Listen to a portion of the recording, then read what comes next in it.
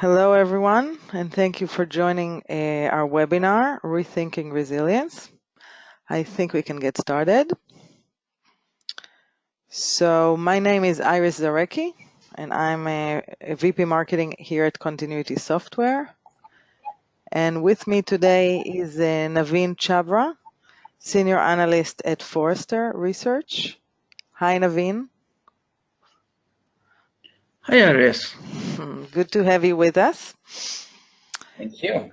And in today's webinar, we're going to divide it into two parts. In the first part, Naveen is going to walk us through the resilience ecosystem and what it entails.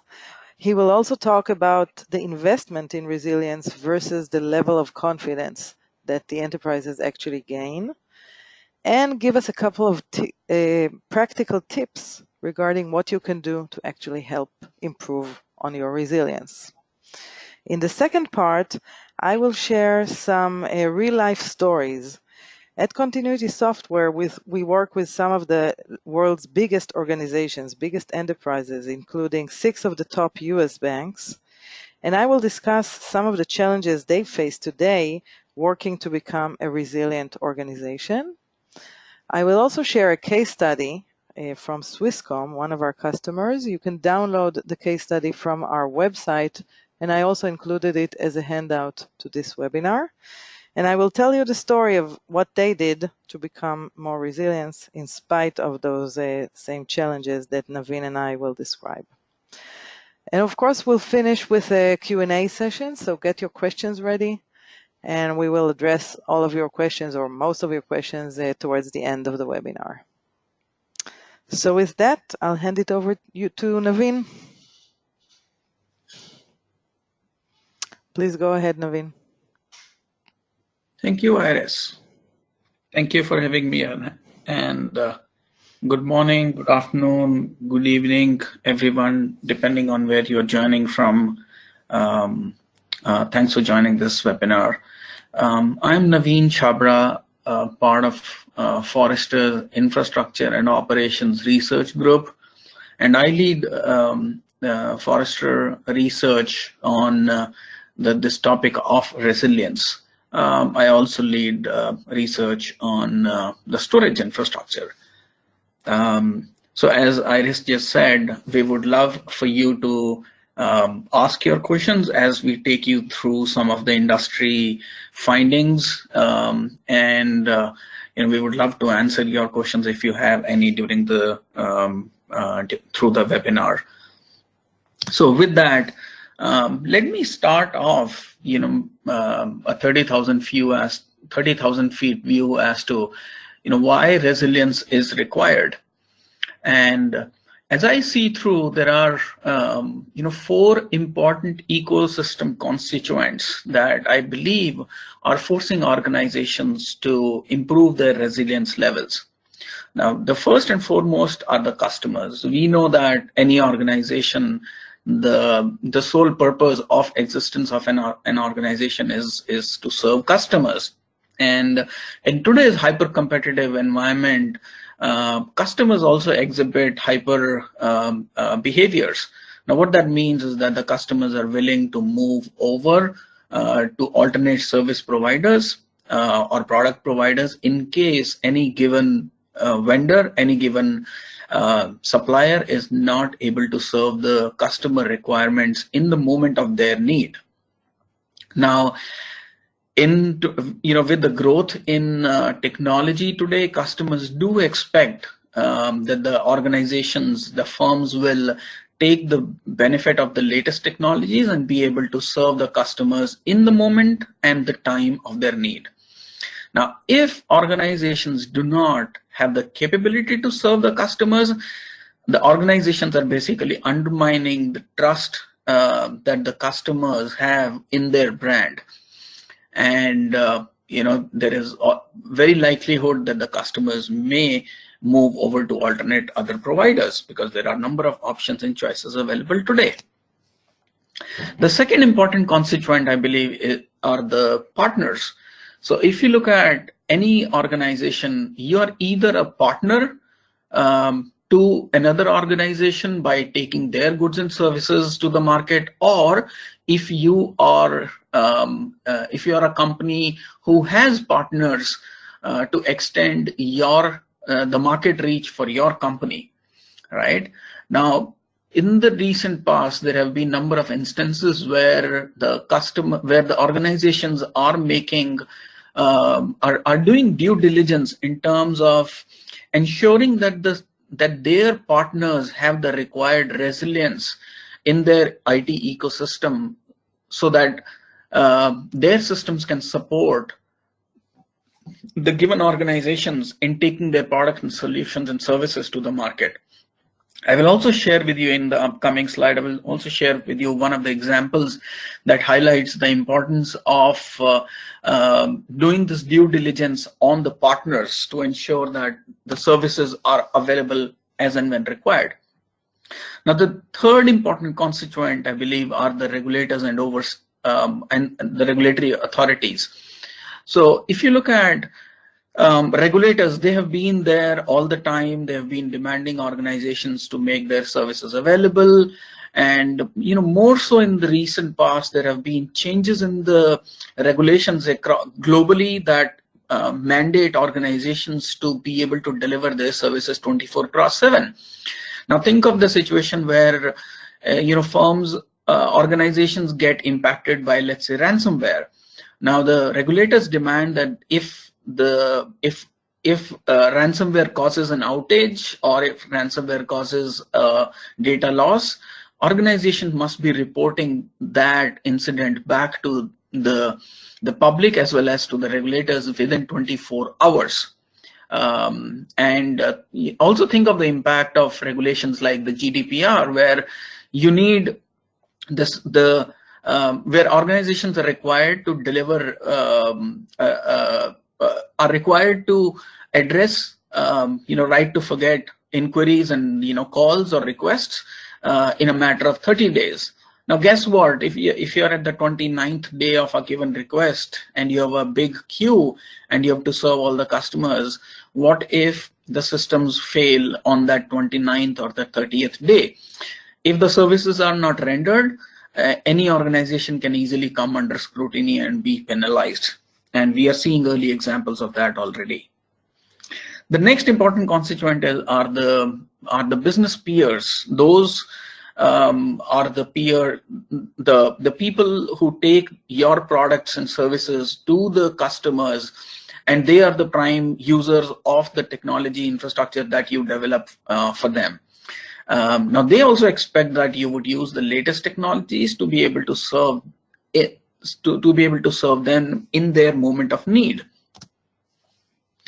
Now, as we go through it, with that background, with that backdrop of that demand resilience, I went about and asked, a number of respondents as to how well prepared are they in their ability to handle a major outage or a disaster, right?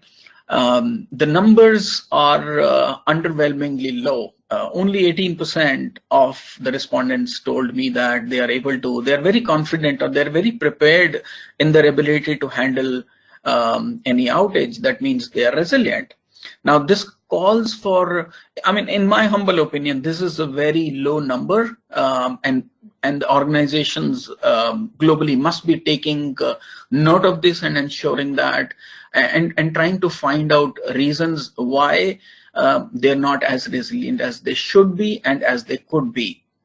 So it needs some investigation within the organization. So I also went about asking the respondents as to why they think they need the required resilience and the capabilities to be able to serve the customers.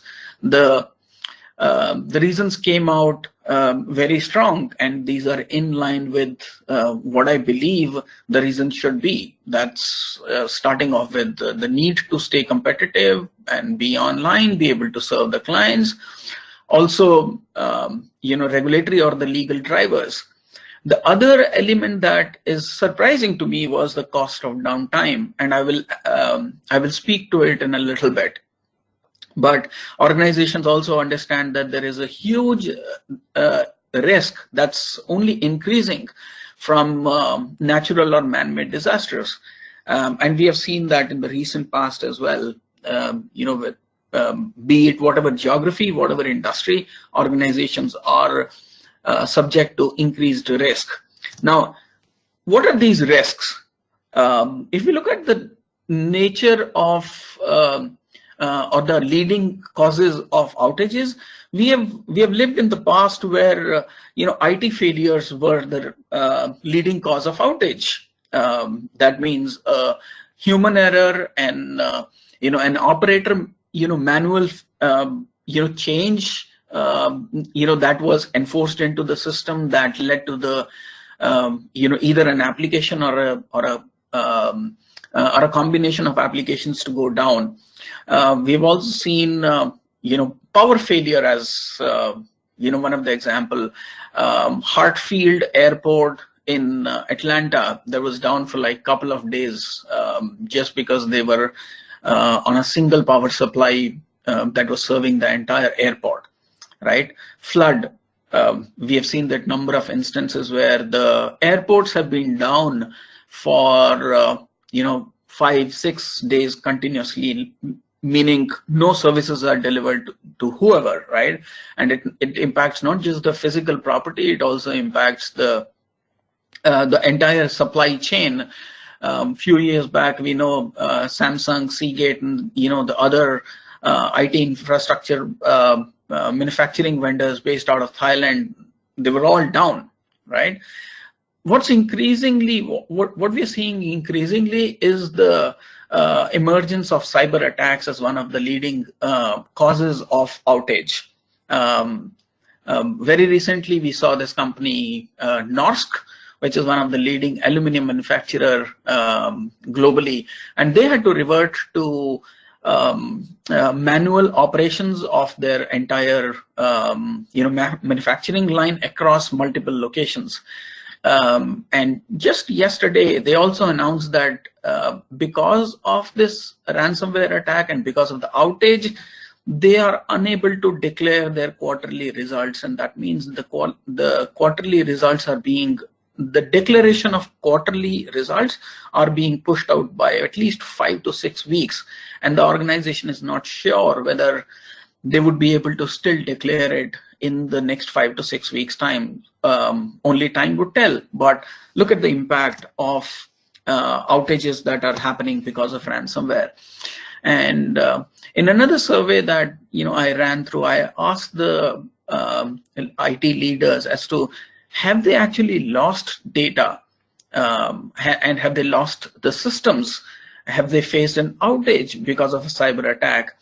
And while on the previous slide the number was like 21%, but this was a very specific, the number on the previous slide was 19%. The number on this slide is 21%. One, because this survey was done 6 months later.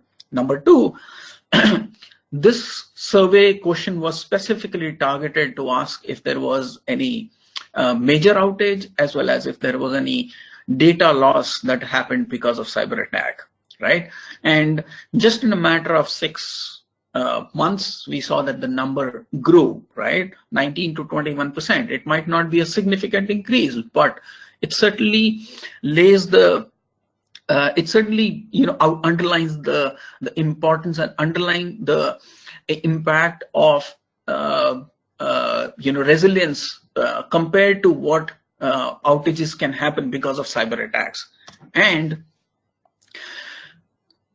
I went about and also discussed and understand from clients as to why do they think that the organizations need to be prepared, organizations need to be resilient enough.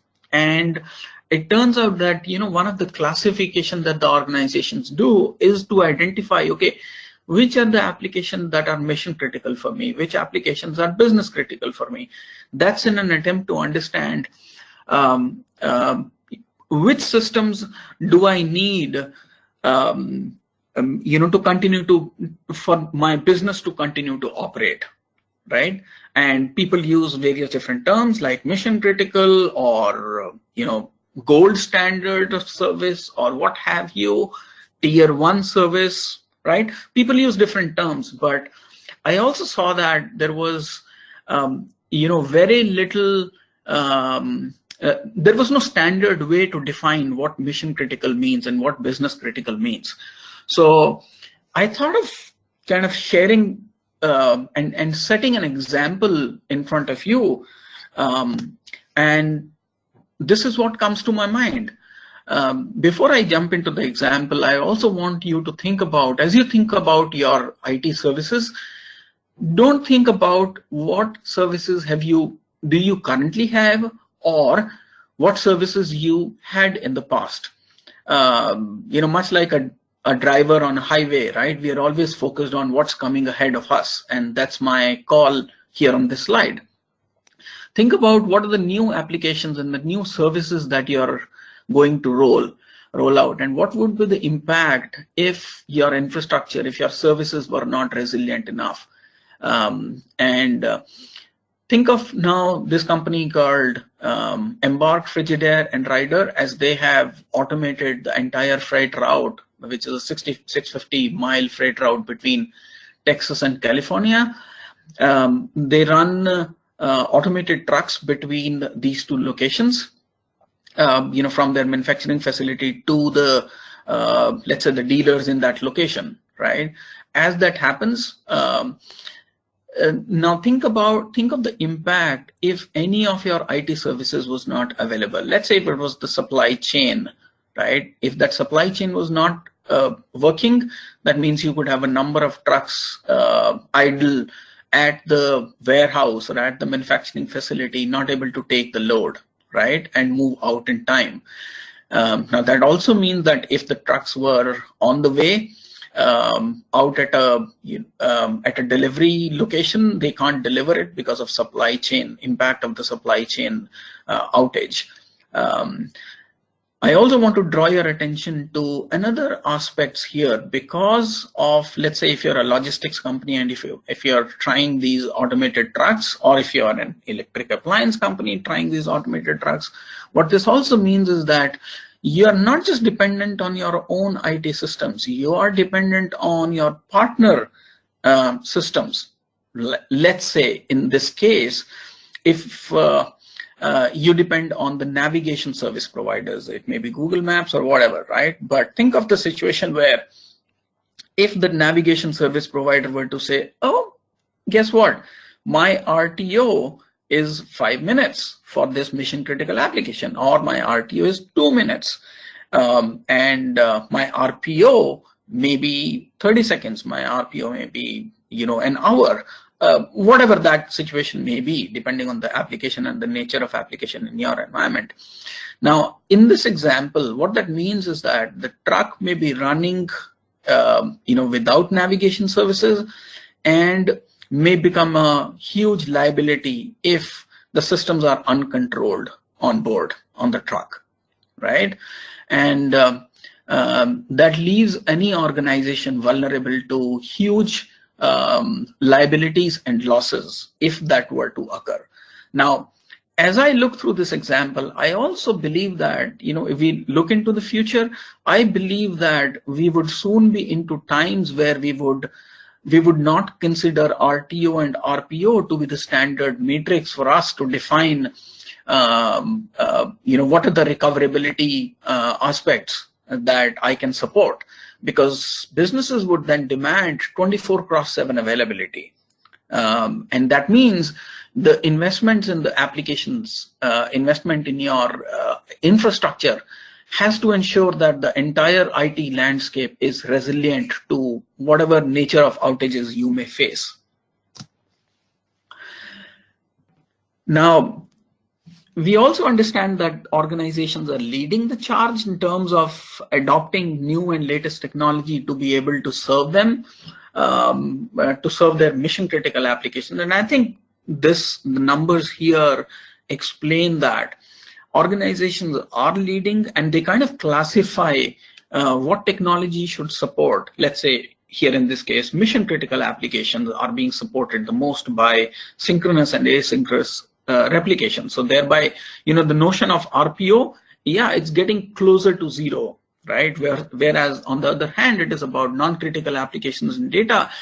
Firms still believe that, local tape based and transportation of tapes to storage may be the most cost effective mechanism for them because the applications are not so critical. So you see that good decision making as far as the technology adoption is concerned. But guess what? It still doesn't impact the overall confidence and the preparedness level. Think back of the first slide that I started off with. 18% feel very prepared despite the use of the right technologies for their applications. Now that means something is amiss. People are missing the confidence. And why is that? Why are they missing confidence? And that's where my further research went, and I'm going to share with you what I believe are important elements. Again, I'm starting off at a little higher level, 30,000 feet. I believe that if you cannot see, you cannot manage. Now that certainly impacts your overall resilience level. In my experience with organizations, the Fortune 100, Fortune 500 class of organizations, I find that the organizations do not have the required visibility into their overall resilience levels, right? And I also experience that through conversations. I find that they are looking to improve their resilience levels, right? But how do you do that? And one of my fundamental beliefs is that you have to have visibility into the overall resilience. I'll come to that in a little bit. The other important challenge that I believe is adding to the lack of confidence is not so regular testing.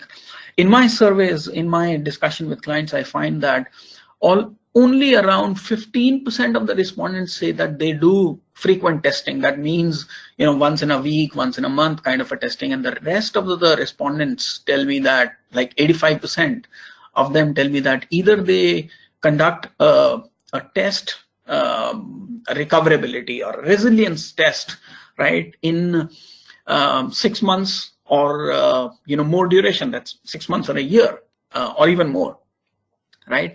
Now that means that if you're not practicing yourself enough, you are making that the perfect ground for a disaster, for an outage, thereby not able to deliver your services. The other important aspect here is that's adding to lack of confidence is lack of orchestrated recovery. I still see that leading financial institutes globally, right, they still operate in a siloed manner. Just to pick an example, I was talking to one of the Fortune 50 financial organization, and they told me that we can deliver and manage services only when we have a well-documented written request, right? Now what that means is that I'm not going to take ownership of the rest of the application and infrastructure stack because that falls out of my responsibility area. What that means is you're looking at a siloed approach. But guess what? Think of the example that I just shared with you. There is no way that organizations would be able to manage the complexity and the dependencies of tomorrow's application landscape if we were to still live in a siloed approach. Now, I also understand that when we talk about visibility, there is no clear way to communicate what visibility may mean. And hence I thought of bringing this example to you, right? In our real life, in our personal lives, if I'm a pilot, let's say, I can only fly out an aircraft if I have clear visibility, if I have visibility on the runway. So what that means is visibility improves my confidence level if I'm a pilot and I have to able to take off the flight off the runway. But guess what? On the other hand, on the contrary, if I do not have visibility, that impacts my confidence level, and that means I cannot take off, right? Now, think of this in your individual IT ecosystems, right? If you have visibility into what's happening, what's impacting, what's causing the outage, what's causing the downtime, what's causing the systems to either slow down, if you have visibility, you can take remediative actions, improving upon your resilience levels much faster, much quicker, and with much higher confidence. If you do not have that visibility, the best the organizations do is trial and error method, which is not going to be effective in the applications of tomorrow. Now, as I think through it and kind of try to develop a gist out of the whole, last 20-25 minutes of conversation, what I believe is going to help organizations are the following. Number one, I believe the organizations must develop a comprehensive cost of downtime. Now, what I mean by that, I have seen that organizations typically tend to attribute loss of revenue as the element that impacts cost of downtime. And guess what? That's not all, because if you were to relate to the example of or the situation of British Airways like a year and a half or a couple of years back, when they faced downtime, the British Airways was not operating for 3 days in a row. And to address all the ecosystem, players, whether it was the regulators, partners, customers, everyone else, right? The entire C-level suite of British Airways was on air. They could not dedicate their time to any of the other business priority, and they were only addressing all the ecosystem players. Who would attribute the amount of time that they spent for that? And the next one is British Airways then had to spend a lot of money in the marketing activities to convey to its customers and partners that they are still as effective and they're still as dependable as they were. Now that cost could have been avoided if there was no downtime, right? So I believe that the IT leaders must take a conscious look at developing a comprehensive cost of downtime and not just attribute the revenue loss, which is more often the case. The next one is review plans more frequently. Now, what I mean by that, by those plans, is it's not just your IT resilience plan. It is also about what is the impact on business, right? Business impact analysis. What is the risk assessment? In my conversation, in my findings, I find that organizations undertake those plan updates once in 3 years. But guess what? In our environment today, we are introducing applications, we are introducing new infrastructure almost on a weekly and monthly basis, right? That means we are creating far more dependencies. If we do not know what the dependencies are, our plans, and if we do not update those plans, that means our communication as well as our rest of the plans on resilience and for DR, those would not be updated, and that means we'll be missing, as an organization, we'll be missing out a lot. The next one, as I talked about, the approach of operating in silos, I believe that having a system that can orchestrate resilience across the services landscape, right? It's kind of hard to come out. Let me give you an example. Think of your systems when you're when you're thinking of applications. Think about what are the underlying dependencies that a given application must have for that application to run and operate, right? What are the IT services, IT fundamental services? Let's say if it was Active Directory, right? I'm just picking up Active Directory for authentication purposes, without which the system cannot start. What about the security and the network services, right? What about the database validation, right? That has to happen before any of your recovery step can kick in, right? So ensure that all the operations, the recovery operations, all the resilience steps are well orchestrated. That means no room for manual intervention. That means the system can take control of step-by-step approach. It has the automation and the intelligence to be able to communicate with the rest of the application ecosystem and to validate whether the rest of the ecosystem is available for you to roll that application out back to business once again.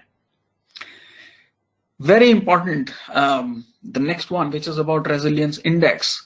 I mean, I've been thinking about it for quite some time, and in fact, I wrote a document on, what I called as dependency view, and or a resilience view.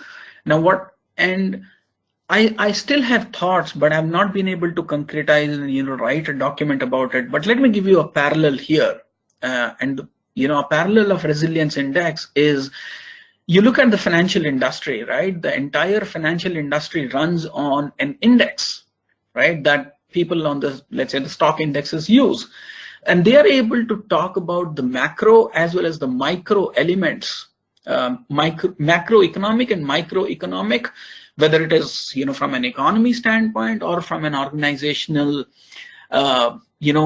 financial health perspective, and they're able to attribute that, and they are able to bring an index value out of it, and the index value communicates a lot of information about the economy as well as about any given organization, right? That's the parallel, that's the analogy when I think of resilience index.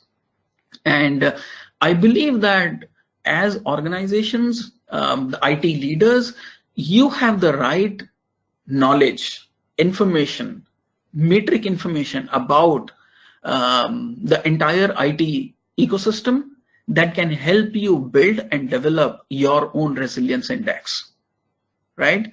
And that will give visibility, and that will improve your confidence while you're thinking about your own resilience. And that will also improve your confidence in communicating back to the business that how resilient is your IT landscape, right? And the transparency, you think of the benefits, the transparency will then improve upon you being the trusted partner for your business, right? So it's a chain effect. I'll not go that far, but I would say that start thinking about resilience index, right? That can communicate a lot about your intrinsic capabilities. The next element, I believe, is cross-team collaboration. I'll quickly give you an example. You think of the ransomware situations. While that's a prime responsibility of the security teams in any given organization, and the security teams typically would not be talking to the IT operations, the infrastructure, application, and operations team. They typically do not talk, right? But think of the situation that we are in today. I gave you an example of Norsk, right? Now, Norsk, when it got attacked on March 18th, 19th, the leadership, IT leadership, and the business leadership came out in public and said that we are not going to pay ransom. We are going to go back to our backup systems and we'll recover from that. Now, as a backdrop of that decision, you find that the security teams and the IT teams, application teams, they must be talking to each other and ensure that they are able to recover, they're able to come out of that situation much faster and with much higher confidence. That would require cross-team collaboration. It cannot happen if the teams were operating in silo, right? So that's my view of, if you were to take a life cycle approach, if you were to take a much broader view of the overall IT resilience, I think these are the elements that will help you improve your confidence. These are the elements that will help you improve your communication back to your business and gain the trusted partner status from them. Now, with that, I'm sure I gave you a lot of information. You would have a number of questions. I would welcome your questions on the Q&A panel here. With that, this is the right time for me to pass this over to Iris. Yes, thank you. Thank you. Thank you, Naveen, for a very insightful presentation. I don't think I still have control over the slides. Now I do. Excellent.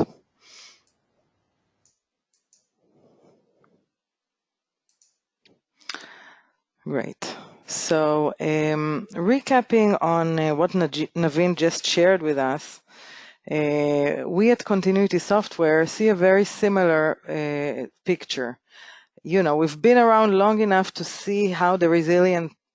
resiliency problem has evolved from being, the problem of a simple backup into areas like high availability and disaster recovery, and moving on to an always on state of mind, which is part of the digital economy today, which is requiring an always on 24/7 support and service.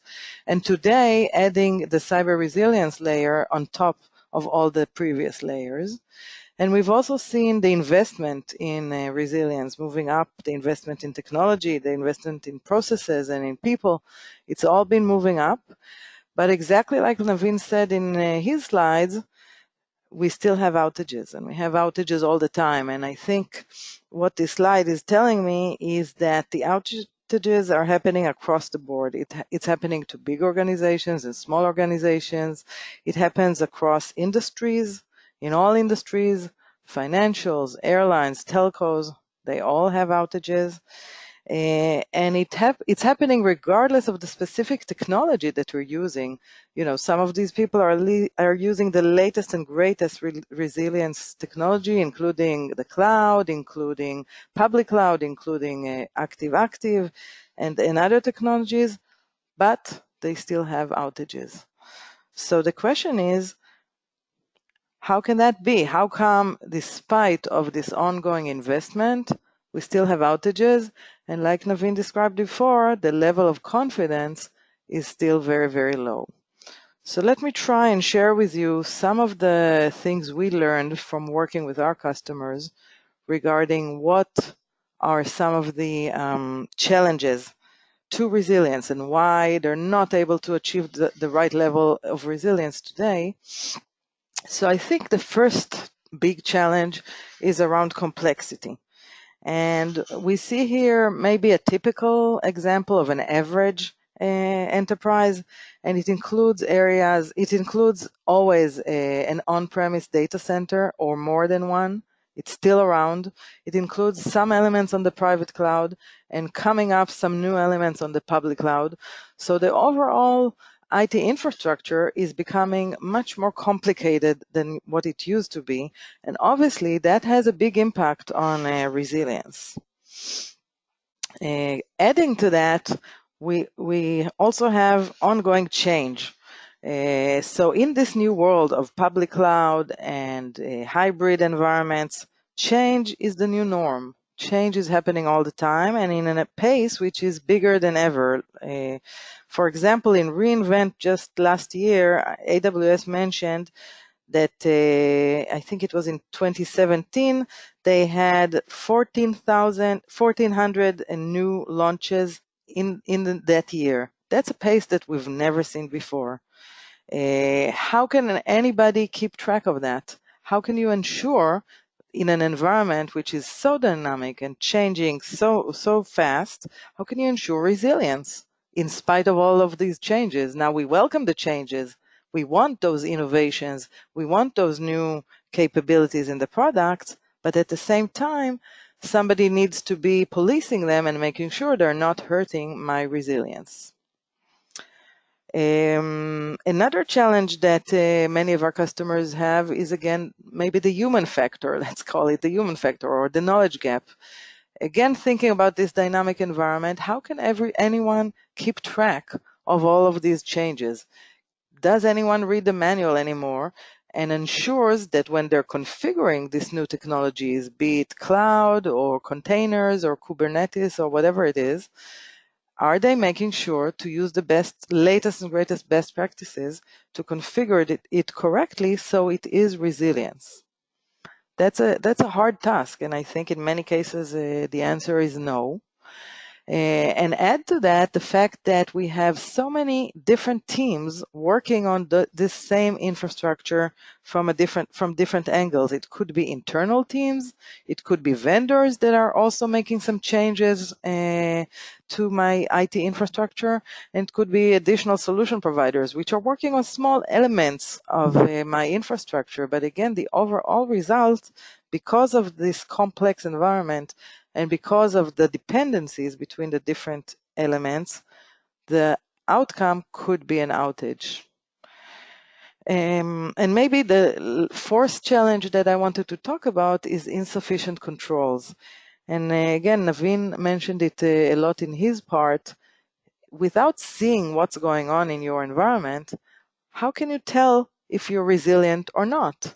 How can you tell what is going on right now? And what's your level of confidence in being able to recover from a hurricane, a flood, or a cyber attack? There is no tool today that can actually give you that information. So again, insufficient controls is another challenge that our customers are facing today. And I think the conclusion is that it's practically impossible in today's hectic environment to bring up those level of confidence in resilience. And that's exactly why we launched just last week 2 new products that you see here on this slide. They're both powered by our new resilience assurance platforms, and they're ready for this new hybrid environment that we all live in today. So the first product is called Availability Guard NXG, and it includes elements like it's able to detect risk, downtime, and data loss risk in every environment that you have, be it public cloud or private cloud, traditional data center, hybrid, and any mix of the above. We can help you track the risks in there. It includes a special attention to public cloud analysis, and we have a special element that can special product that tracks resilience in the public cloud. And lastly, the architecture is designed so that we do it in a continuous manner, not a one-off, not a test, done all the time, including support for modern workloads and elements like CI/CD and containers and Kubernetes, which are becoming an integral part of every modern organization. So Availability Guard NXG, the next generation, is the first product that we announced last week. And the second one is called Data Security Advisor. And this product helps you look for vulnerabilities and non-compliance in your critical data storage systems. So again, when cyber resilience is becoming part of the resilience issue, it's very critical that you look at that aspect of the resilience problem as well. And since this is not a product pitch, I'm just going to share with you just one slide, which is our dashboard for the products. And I think it actually addresses some of the issues that Naveen described before. For example, maybe it's even close to the risk index. We call it a health score, and we allow, and you can see it here on the top left side of the screen, and we allow our customers to get a health score of their entire IT environment resilience. And in this example, the health score is good, 87, but when we drill down into the AWS accounts, we see that there is a problem in North Virginia, and specifically in North Virginia, the score is very, very low, and there are issues, specific issues in there that we probably need to drill down and give a closer look into. So I think with this dashboard, you do get the missing visibility and controls that you have in place, and you can get an overall picture of your resilience status, as well as drill down and look at specific problems, specific regions, specific accounts, whatever you need to do to get the problem fixed. Okay, so enough about the product. I promised to share with you a very interesting case study that we did with Swisscom. And again, this case study is attached as a handout to this webinar, so you can download it later. So again, it's a very, very interesting story. I think we all know Swisscom. It's Switzerland's leading telecom provider, and it has presence across Europe. Their IT environment is specifically interesting. It's very large, it's very complex, and it has all kinds of infrastructure technologies, including VMwares, Cisco Blades, a range of Dell EMC storage systems, and much, much more than that. So I think maybe, I don't know if typical is the right word here, but it's an example of what a large organization's IT infrastructure might look like these days. And they put resilience as a big objective for the IT team. And I think that's an important element, because making resilience an objective brings with it determination and results, as we'll see later on. Simply making it an objective, simply stating this as an objective that you want to achieve. So we started working with the Swisscom team, and together we've decided to, first of all, implement our product Availability Guard on their specific, small environment maybe, but a critical SAP application, which was actually brand new and was based on VMware VX blocks. And one of the questions that was raised was, how come it's a brand new application? How come it's not resilient? You configure it correctly and it will be resilient. But I think the Swisscom team told us that, even new systems can be incorrectly configured. And you'll see later that we did find some misconfigurations on this brand new system that was just brought up. And of course, when you add to that steady stream of changes, updates, tweaks made by all kinds of teams, including in-house and third-party teams, you understand that even if the blueprint of the infrastructure for the architecture was perfect, over time it erodes, and you need to make sure you continuously check it over and over again to make sure it stays resilient and no new risks are introduced into the system. So working with the Swisscom team, we scanned this critical SAP-based application, and we found close to 90 issues with all kinds of severity, right? Some of them were not important at all, but some were critical. Actually, the most critical ones were dealing with cross-layer misconfigurations between the Cisco UCS blades and the VMware layers. And again, that's typical of a large organizations. It's those dependencies between different components, different layers, that make you less resilient. So we found those 90 issues, and of course we fixed them. And now we're expanding to additional business services across Swisscom, which is great news. What was also interesting in this implementation, which is again typical, is that we integrated our product Availability Guard with their Jira system. So every issue that Availability Guard identified was immediately logged in Jira and assigned to the relevant team for repair. And again, the resiliency index, or the dashboard that I showed you before, can show you how many open cases do you still have, are they fixed, are they being handled, are they located in one data center or one team, so that you can continuously improve your metrics like that. So I think the results were very impressive. We met those objectives that they put upon themselves and upon us to be more resilient, and we were able to increase the stability and quality of their IT infrastructure. So that's a little bit shedding some light on the Swisscom case study, and like I said, you can definitely download it from our website or from this webinar. So with that, I'll move over to the Q&A part. So you have here a picture in your question pane on the control panel. You have a question control, and you can put your questions there. I see that our questions are beginning to pile up. Let's see, 1 second.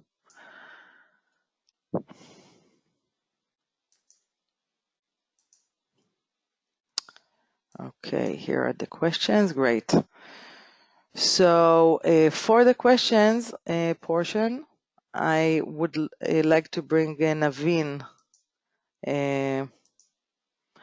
back to the discussion. And I would also like to introduce Avi Aaron, our VP Cloud at Continuity Software. Naveen and Avi, are you on the line? Yes, Iris. Excellent. Avi? Okay, Avi will join us momentarily. Okay, so Naveen, are you ready to take the first question? Yeah, speak out the question and let me see if I can handle it. Okay, so the first question is from Steve, and it goes like this. You discussed outages and how to prevent them, but is this problem still relevant when moving to the public cloud? Okay, yeah, I think that's a great question. As I see, public cloud doesn't create any immunity, to resilience, and it certainly is prone to outages. We have seen that a number of times. We have heard a number of times. In fact, if you carefully look at the service classification from any of the public cloud provider, you find that you can get a plethora of options, right? A standalone infrastructure service versus a service that spans running across multiple cloud providers. Now, sorry, multiple availability zones, not cloud providers. Sorry, slip of tongue. Now, this question also brings me to another interesting, case study and story from Netflix. Netflix in its initial days, as it was moving over to AWS public cloud, one of the finest engineering work that they did was to introduce Chaos Monkey and Chaos Gorilla, right? They were forcing failures of various degree and various intensity to find, whether the configuration and the way they have architected the infrastructure and applications, is that prone to any specific outage or any specific failure that they purposefully introduced, right? And it didn't stop at Chaos Monkey. What they did was also introduce this concept of Chaos Gorilla, wherein they will force an outage of entire availability zone that they were consuming, right? So all in all, moving to the public cloud doesn't mean you are 100% resilient, you are 100% available. No, you still have to do a lot of work, whether it is in terms of infrastructure configuration, whether it is in terms of application design, application configuration, distribution, data distribution, and so on. A lot of engineering still is required to ensure that you are as resilient as your business would demand. Interesting. This is Avi here. I think that I totally agree with you, Naveen. And I think that the bottom line is that outages and data loss prevention is totally relevant for customers deploying on public cloud.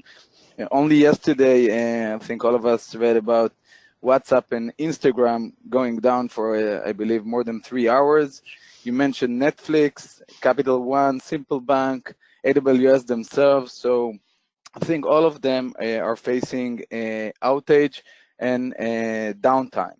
And usually when I go to the reInvent or to other events of cloud providers, they are proudly saying that they have created the shared responsibility model for that purpose. So there are some questions. Basically, who owns the customer availability? Who owns the customer security?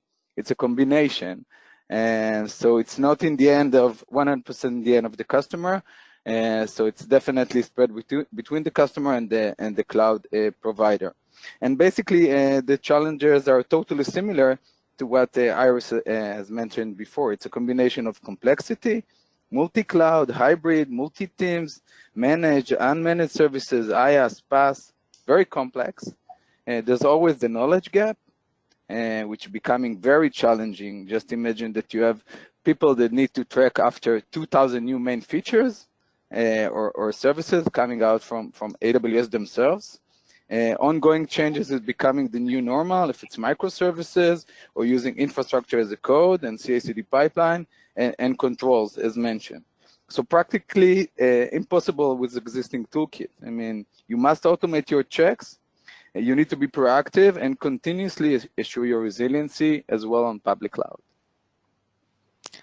Thank you, Avi. Naveen, the next question is for you.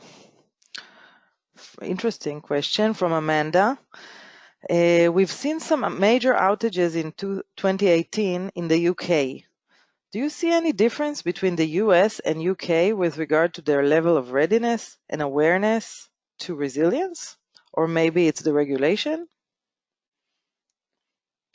Yeah, that's an interesting question. There are certain differences, when it comes to the regulations and the impact, between the US and the UK market. But per se, the technology adoption is, as I see, it's pretty much close to similar levels, and I don't think I have data points specifically to say whether the confidence levels in the UK market are either higher or lower than what I found otherwise, from the rest of the market. But there is no reason for me to believe that the UK market would be much more confident or have much more visibility into their resilience levels, because it's the same technology stack which is available globally. Like, for example, let's say continuity software capability that's available across both UK and the US. So I don't find any specific difference between the two markets. The regulations would certainly impact. Great, interesting. Thank you, Naveen. Avi, the next question is actually for you from Justin.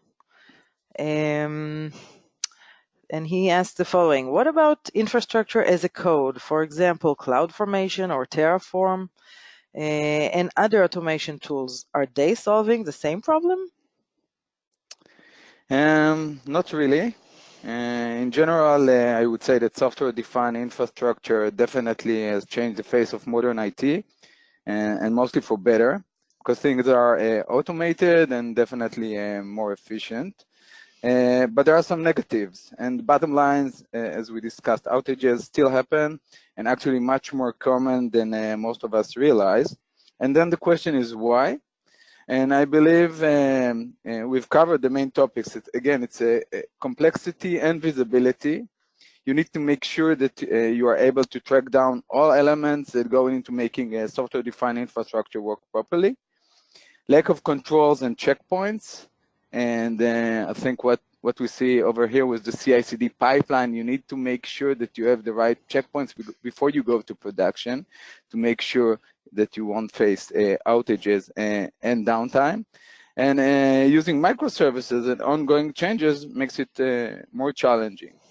So what we are offering basically to customers using a software-defined infrastructure is the ability to become even more proactive. So at Continuity, using Availability Guard NXG, we can scan their staging environment and look for misconfiguration and risks before they go to production. So just let's take an example. Let's say that the customer has configured and used the infrastructure as a code to configure a load balancer or auto-scaling group. How we can check this configuration if it doesn't have currently a load. So the ability to have the right knowledge to collect the configuration data on the staging environment, to analyze it, and to make sure that it's properly configured is becoming a major advantage for the customer and giving the ability to become more proactive. So we integrate into the CI/CD pipeline, and we are becoming part of that pipeline. We scan the configuration, we have hundreds of checks, we look for misconfiguration. If there is something critical, we'll provide the risk and a notice to the customer based on APIs, and then they can decide if they want to waive it or they want to handle it before going to production. So I think that doing that on the staging environment and even on production environment is giving the customer the right way to handle these kind of situations. Great, thank you, Avi. We've got time for a couple more questions, so let's run them through them quickly. The next question is from Bill. Can you explain a bit more about how your product works? So I will take that question. And I even have a slide about this. So, the product is agentless, and it works in the following manner. It first does a scan of your entire IT infrastructure. Again, regardless of the technologies that you use, we're scanning all of them. And then the next step is to correlate and understand what were you trying to achieve, what's your resilience architecture, and what did you have in mind when you defined it like that. We then compare it against our knowledge base of over 7,000 risk signatures, which include industry best practice, vendor best practice, and your own custom organizational best practices. And we look for any violations of the above. In other words, when you tried to define something as resilience by adding a replicate or whatever, but you didn't follow the vendor best practice, and so you think you're a resilience, but you really aren't. So we're looking for those kind of risks, and we of course show that in our dashboard, move that over to the relevant teams for remediation, and allow you to improve using tools like our dashboards, and of course giving you all the information you need in order to fix the problem. So this is just a tiny little bit about how the product works. And again, one of the attachments for this webinar is the datasheet of the new product, Availability Guard AG, Availability Guard NXG. And if you have any more questions, we'll be happy to answer them in private. We have time for maybe one or two more questions. Naveen, I think the next question is for you. The question is from Jane. She wants to know, how do I prevent issues from reoccurring? Can we learn and improve over time, or are we bound to repeat the same mistakes forever? Naveen? That's a great question. That's a great question, I think. Yeah, I think, part of the continuous improvement is to take the learnings and the experience back systematically and apply those into the system, right? In the whole infrastructure. So, whatever solutions you use should have that, flexibility and agility to implement those learnings, once you have faced a problem, right? And the platform,